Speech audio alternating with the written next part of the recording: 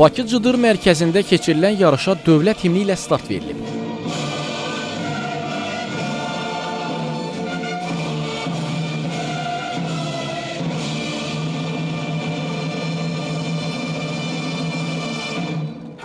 Daha sonra turnir açıq elan edilib. Tədbirdə iştirak edən Gənclər və İdman Naziri Fərid Qayıbov yarışı yaxından izləyərək iştirakçılara dəstək olub. Çaparlar atçılığın konkur növündə qüvvələrini sınayıblar.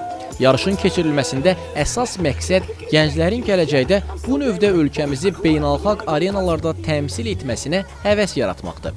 Atçılıq məktəbinin direktoru Rafael Bünyatov yarış haqqında ətraflı məlumat verib və bu idmanın inkişafı üçün görülən işlərdən danışıb.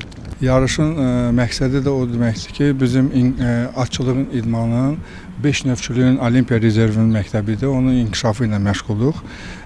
Bu da sınaq yarışlarıdır. İdmançıların sayı bizdə təxminən 250 nəfər idmançımız var.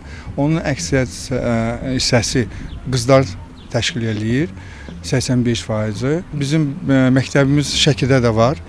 Şəkidə də bizdə təxminən deməli orada 120 atımız var. Orada da bir məktəbimiz var Olimpiya üzrə, Olimpiya ehtiyatları üzrə. Onun inkişaflarına məşğuluq. Qeyd edək ki, yarışda ümumi 250 idmançı qüvvəsini sınayacaq.